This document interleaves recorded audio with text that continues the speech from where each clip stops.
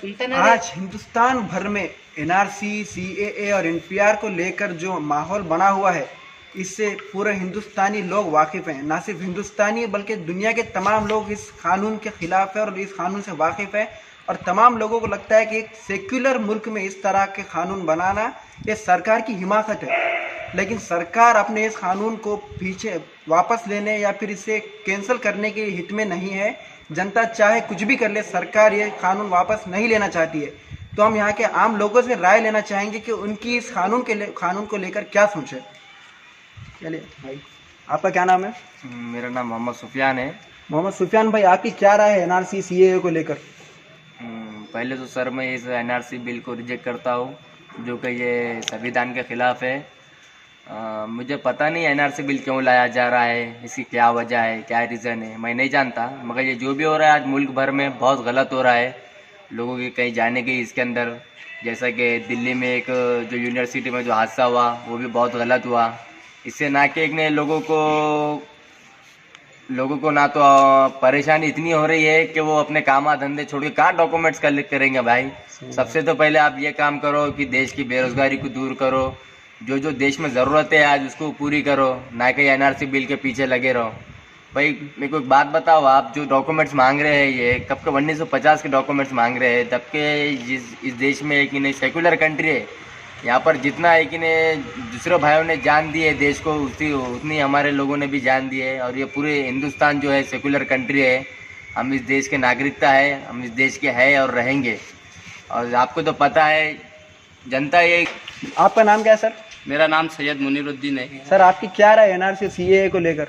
देखिए, ये मोदी हुकूमत ने जो एनआरसी और सीएए जो बिल पास किया है, अभी ये एक्ट बन चुका है, लेकिन इसमें क्या है, कहीं ना कहीं सिर्फ मुसलमानों को टारगेट बनाया जा रहा है। ये पूरे देशवासियों को एक लाइन में खड़ा करना चाह रहे हैं। जिस तरह इन्होंने नोटबंदी करके इनके काले कारनामे को सामने ला लिया है, उसके बाद भी जो है अभी मुल्क के अंदर बेरोजगारी बढ़ रही है। हर साल को 2 करोड़ नौकरियां देने की बात कही, लेकिन इसको तो भूल गए। 15 लाख रुपए तो अभी तक आ रहे हमारे। 15,000 रुपये दे दीजिए मोदी जी, लेकिन जो है आज सीएए लगा के पूरे देश को परेशान कर दिया। और हम इस कानून को मानते हैं कब, एक मुल्क, एक संविधान, एक कानून होना चाहिए। लेकिन इन्होंने क्या किया है, इसके अंदर के हिंदुओं को तो नागरिकता दे देंगे लेकिन मुसलमानों को नहीं देंगे। इसी तरह हमारा इस बिल को लेकर हिंदू, मुस्लिम, सिख, दलित हम सब एक है और हम इस बिल को रिजेक्ट करते हैं। सुफियान भी, आपसे एक और सवाल करना चाहूँगा। देश के गृह मंत्री मिस्टर अमित शाह, प्रधानमंत्री मोदी जी और दिग्गज जो बीजेपी के नेता हैं, वो सब ये बिल को लेकर कई बार कन्फ्यूजन का शिकार हुए, आम जनता देख भी रही है, लेकिन वो कह रहे हैं कि जनता को ये चीज़ समझ में नहीं आई है। आपका क्या कहना है इस चीज़ को लेकर? जैसा कि इरफान भाई बिल्कुल सही कह रहे हैं। यहाँ पर अमित शाह कुछ और कह रहे हैं, मोदी साहब कुछ और कह रहे हैं। ये दोनों की आपस में राय नहीं मिल रही, तो इससे जनता तो परेशान होगी ना भाई। हाँ, और ये आम लोगों कह रहे हैं कि जनता को समझ में नहीं आया है एक्ट अभी तक। तो कहाँ से आएगा समझ में? जब अमित शाह साहब बोलते हैं कि भाई एनआरसी बिल लाऊंगा, मोदी साहब बोलते हैं कि एनआरसी बिल आया ही नहीं, कौन ला रहा है, क्या है पता नहीं मुझे। तो दोनों ही आपस में एक नहीं है, तो इस देश का क्या होगा मेरे भाई? सही बात। आपका क्या नाम है भाई? मोहम्मद अदनान नाम। अदनान भी, आपकी क्या राय है इस कानून को लेकर? हम इस काले कानून को नहीं मानते और इसे रिजेक्ट करते हैं। हम हिंदुस्तानी थे, है और रहेंगे। हम इस एनआरसी को नहीं मानते हैं, ये संविधान के खिलाफ है। हम इस एनआरसी को रिजेक्ट करते हैं। हम एनआरसी बिल्कुल नहीं मानेंगे। हम हिंदुस्तानी थे, है, रहेंगे। हम ये मुल्क किसी के बाप का नहीं है। ये हुकूमत गरीबों को परेशान कर रही, कभी तो नोटबंदी लगा के, कभी एनआरसी लगा के।